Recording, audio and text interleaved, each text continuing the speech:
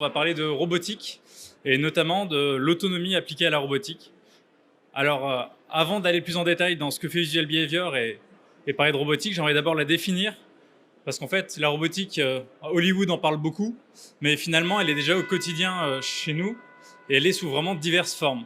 Donc, ça peut être votre drone qui pilote tout seul quand vous voulez prendre des photos en l'air, ça peut être votre aspirateur robot, ça c'est pour les petites applications que nous, on a plutôt chez nous, mais c'est aussi très présent en industrie avec des robots autonomes dans l'industrie, on pense par exemple à l'industrie automobile ou dans le BTP. Et en fait, si on essaye de classer un peu ces différents types de robots, le premier type de robot auquel on pense directement, c'est les robots autonomes, donc ceux qui sont capables de vraiment agir tout seuls. Vous leur donnez une tâche et ils le font tout seuls. Voilà, par exemple, d'autres exemples, un robot d'exploration sous-marin ou un AGV en usine. Donc, c'est les petits robots mobiles qui font de l'intralogistique en usine. Donc ça, c'est ce à quoi on pense principalement, mais la robotique, c'est aussi de l'assistance. Donc là, le but, c'est pas d'avoir un robot qui est complètement autonome, mais c'est d'avoir une machine mobile qui est capable d'aider l'humain, donc souvent le conducteur, le pilote, à prendre des décisions ou à l'assister dans sa tâche. Voilà.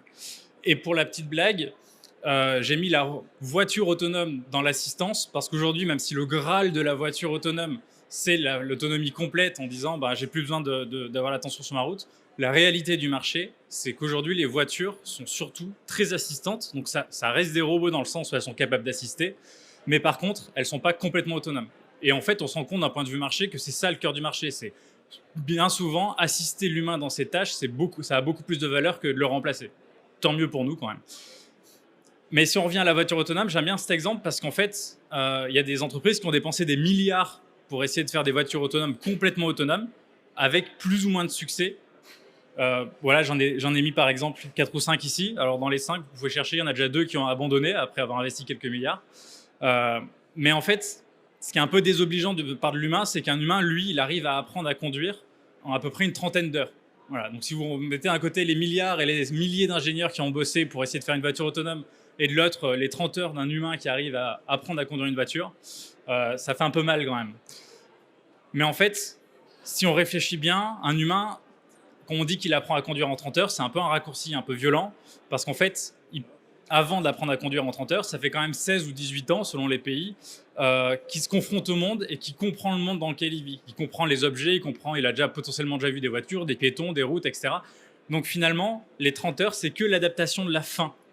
Voilà. Mais il a cette capacité de s'adapter très rapidement à différentes tâches. Et en fait, ça met le point sur un aspect, c'est que la robotique, c'est 2 éléments. Un robot, pour qu'il puisse agir et faire sa tâche, d'abord, il doit observer. Et à partir de cette observation et cette compréhension de ce qui va autour de lui, il va pouvoir décider et faire l'action la plus adaptée. Voilà. Et finalement, ce qu'on se rend compte, c'est que quand l'humain apprend à conduire, eh ben, cette partie observation, il a déjà quasiment tout compris. Et finalement, ce qu'il a besoin, c'est juste finalement à la fin tourner le volant, appuyer sur le frein ou l'accélérateur, ce qui est une tâche beaucoup plus simple que d'apprendre complètement à conduire. Voilà. Et donc, si on va du côté de l'observation, nous, c'est le cœur de notre métier, c'est de fournir de l'observation aux robots. On se rend compte qu'il y a plusieurs façons de faire.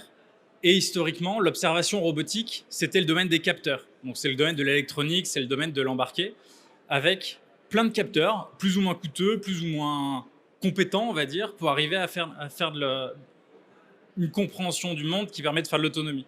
Alors, vous les reconnaissez pas forcément parce que c'est pas souvent eux qu'on met en avant, mais tout en haut à gauche, par exemple, vous avez un lidar 3D, ce qui est un peu le fer de lance, tout le monde en parle en véhicule autonome, ou en bas, vous avez le radar. En fait, tous ces capteurs-là, donc par exemple, il y a de l'ultrason, il y a des caméras stéréo, ils ont pour but de fournir la profondeur. Parce que la profondeur, une fois de plus, c'est ce qui est important pour comprendre le monde, parce que avant tout, quand vous voulez être quelque part et que vous voulez vous déplacer, vous voulez comprendre où sont les obstacles, etc., le premier truc à comprendre, c'est la notion de distance et la notion de 3D, parce que notre monde, il est 3D. Et du coup, je vais revenir encore une fois pour faire le comparatif en posant la question, ok, mais comment l'humain fait pour comprendre le monde? Est-ce que, comme le lidar 3D, il a des lasers dans tous les sens qui mesurent des milliards de points, des millions de points par seconde? Ou comment il le fait? Alors, classiquement, chez l'humain, la manière de faire, c'est ce qu'on dit souvent, c'est qu'on fait par stéréo. Ça veut dire qu'on a 2 yeux, et donc avec nos 2 yeux, on arrive avec ce qu'on appelle la parallaxe, à voir les objets qui sont proches ou les objets qui sont loin de nous. Mais en fait, on se rend vite compte que si je me cache un œil comme ça, je suis quand même capable de toucher l'écran d'ordinateur ou je suis quand même capable de percevoir la distance à laquelle vous êtes de moi. Donc finalement, on se rend compte que la stéréovision, donc tout le monde parle pour estimer la profondeur, c'est qu'une des façons de faire parmi l'humain, mais il y en a beaucoup d'autres. Les neuroscientifiques disent qu'il y en a à peu près entre 15 et 20. Par exemple, pour vous donner un exemple concret, si je vous montre cette animation, vous comprenez tout à fait la notion de profondeur qu'il peut y avoir dans cette image. Parce qu'il y a une notion de défilement, ce qui défile plus près et ce qui est plus proche de vous défile plus vite. Avec la distance, les choses ont tendance à bleuir, etc. Voilà. Alors pour la petite anecdote, c'est comme ça que Disney a fait la sensation de profondeur dans tous ses dessins animés depuis à peu près un demi-siècle. Donc très simplement, en fait, on arrive à comprendre la profondeur. Et la particularité de ce traitement, c'est que c'est pas un capteur coûteux, c'est pas une manière avec des lasers dans tous les sens, c'est juste du traitement de l'information. C'est juste la manière de traiter le flux vidéo qu'on rentre.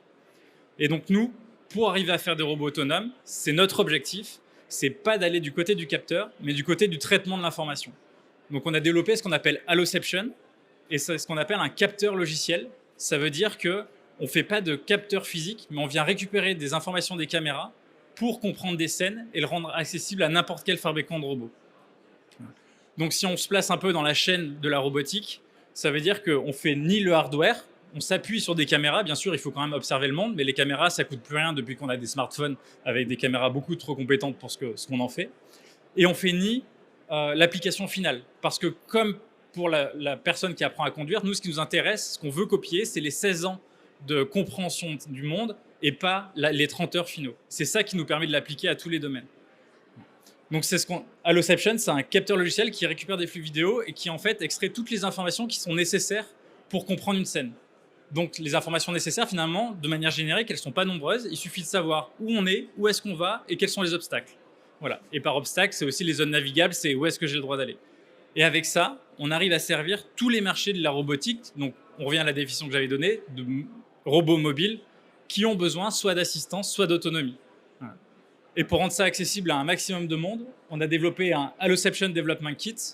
C'est un dev kit, donc avec une caméra et une intelligence intégrée.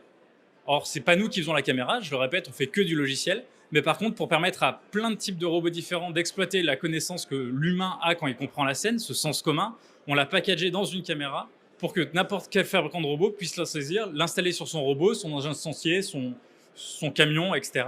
et comprendre la scène pour, par exemple, avoir des applications très concrètes, type détection dans les angles morts des piétons qui peuvent y être, détection des trous pour les engins de chantier pour éviter qu'ils aillent se coincer dans un trou. Ou en usine, si vous voulez faire collaborer des humains et des robots, il va falloir que les robots soient capables d'identifier les humains qui sont autour de lui. Donc j'ai fini pour cette petit pitch très bref. Et donc j'espère que vous avez apprécié la présentation. Et juste le takeaway que j'aimerais vous donner, c'est la robotique et le défi de la robotique aujourd'hui, c'est une question d'autonomie ou d'assistance qu'on veut fournir aux robots et indirectement aux humains qui les utilisent. Et cette robotique, aujourd'hui, c'est un défi d'observation. Ce n'est pas un défi d'action. L'action, ça fait 50 ans qu'on sait le faire. C'est un défi d'observation. Et l'observation, même si jusqu'à maintenant la mode était au capteur, c'est en train de devenir un défi d'intelligence. Voilà. Merci.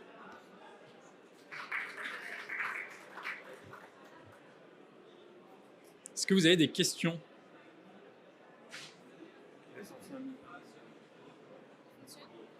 Alors, la phase de développement, je répète la question parce que je ne suis pas sûr que tout le monde l'ait entendu. Aujourd'hui, ça fait 3 ans qu'on existe, on est une quinzaine et on est en train d'être intégré dans 2 ou 3 verticales robotiques. En fait, notre accès marché, c'est de travailler avec des leaders des fabricants de robots. Et donc, on est en train de s'intégrer auprès de ces leaders pour que leur prochaine génération de robots inclue notre technologie. Une autre question ? Oui ? De performance. Ah. Comment s'est fait l'évaluation de performance de vos systèmes ? Alors, il y a 2 solutions. Il y a soit l'approche fonctionnalité. Donc là, l'idée, c'est de dire on va prendre le capteur phare qui existe, type le LiDAR 3D, qui coûte 100 fois plus cher, mais c'est pas grave, on va s'y comparer. Et on va regarder la performance relative à ce système-là. Voilà. Et en fait, on se rend compte que on est moins précis dans la mesure physique, parce que forcément, il a un laser pour le faire précisément, donc il est mieux. Mais finalement, avoir un point laser, c'est pas l'objectif du lidar. Souvent, le but, c'est de détecter les piétons, les éviter, etc.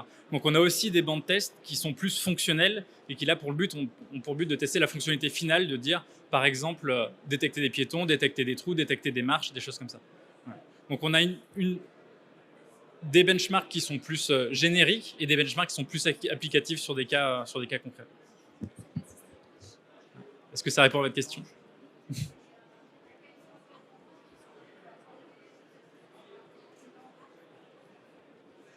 Ouais. Je crois que j'entends les questions. Donc en gros, les critères qui font qu'on valide notre système, justement, ils dépendent des tâches. Par exemple, si on veut détecter un humain, la manière classique de le faire, c'est de prendre un jeu de données avec 10 000 images, par exemple, où il y a des humains, et de vérifier que le détecteur tourne sur ces 10 000 images. Voilà. Et de comparer ça avec, par exemple, un lidar et notre solution. Voilà. Et les taux de critères, c'est les taux de fail de détection de cet humain-là. Voilà. Et après, les chiffres, on est inférieur au pourcent. Et en fait, il y a une différence, c'est qu'un capteur, lui, il peut se tromper. Un capteur physique, il peut manquer l'information parce qu'elle est masquée ou autre. Donc, en fait, ça ne le dérange pas de faire quelque chose qui clignote. Alors que nous, on a quelque chose de beaucoup plus physiquement plausible en disant, s'il y a un humain à cet endroit-là, c'est là l'intelligence.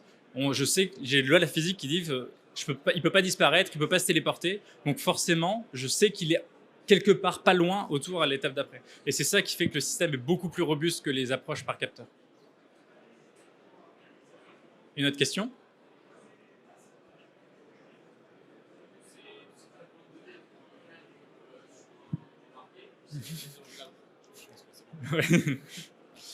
Ouais, je vais revenir. En fait, ça tourne en local. Tout le défi pour nous est de faire en sorte que ces systèmes soient ultra embarquables, parce que si on économise 5 000 $ sur du capteur, mais qu'on finalement on met 5 000 $ de calculateur derrière, ça ne résout pas le problème.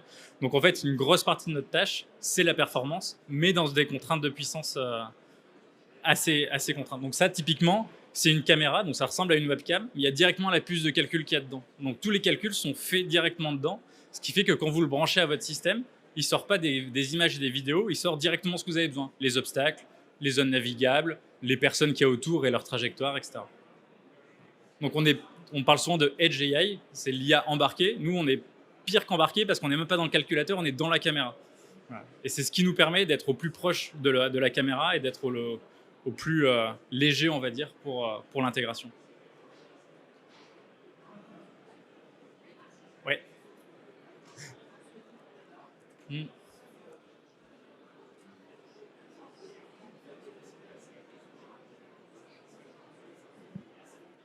Non, alors c'est ni vous. Alors la question c'est, est-ce qu'on a besoin de réentraîner le modèle pour une application spécifique? La réponse c'est, généralement c'est ni vous ni nous, parce qu'en fait comme un humain, nous on a une fois pour toutes quasiment entraîné un modèle générique, et finalement nous ce qu'on voit dans nos prospects, nos clients, il y a 95% de chances que votre application soit déjà inclus dans le système. Donc on n'a pas besoin de le fine-tuner sur votre application, parce que finalement, on l'a appliqué à des choses qui roulent, qui flottent, qui volent, et en fait, c'est toujours la même chose qu'il y a besoin de comprendre, c'est l'espace autour de nous, c'est les obstacles qu'il y a, c'est les trajectoires que je peux prendre. Voilà. Donc pour certains cas très spécifiques, on fait des réentraînements, donc c'est nous qui le faisons, en collaboration avec nos clients, mais dans quasiment tous les cas, en fait, on se rend compte que la performance est suffisante et la compréhension est suffisante pour résoudre le cas client. C'est là la grosse force, c'est qu'on fait du machine learning, de l'intelligence artificielle, tout ce que vous pouvez appeler ça, mais sans la grosse contrainte donnée. En tout cas, c'est nous qui l'avons en amont, mais on la fait pas reposer sur nos clients et sur les cas d'application spécifiques. Oui.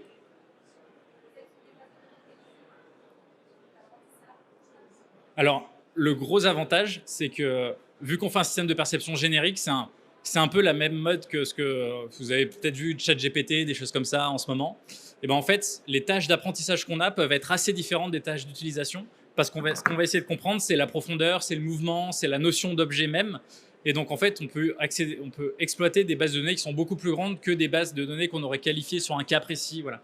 Donc finalement, on se sert quand même de bases de données qualifiées à la fin pour valider, mais c'est surtout de la validation et souvent peu de l'entraînement. Donc ça restreint la demande en données qualifiées sur le cas d'usage sur lequel on veut l'appliquer. Oui.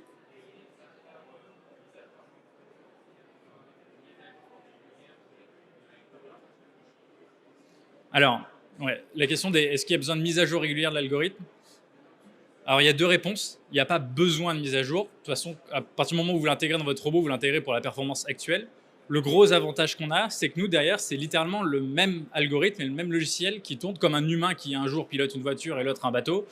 C'est le même algorithme qu'il y a derrière. Donc en fait, au fur et à mesure de notre avancement, vous avez un intérêt, donc c'est plus une option, mais qui a un énorme avantage, de mettre à jour l'algorithme pour avoir des performances en plus. Et vous bénéficiez. En fait, notre modèle, c'est de mutualiser la R&D sur les cas d'application. Et typiquement, si on a appliqué ça au bateau, forcément, votre drone, quand il passera au-dessus d'un lac, il va mieux comprendre. Voilà.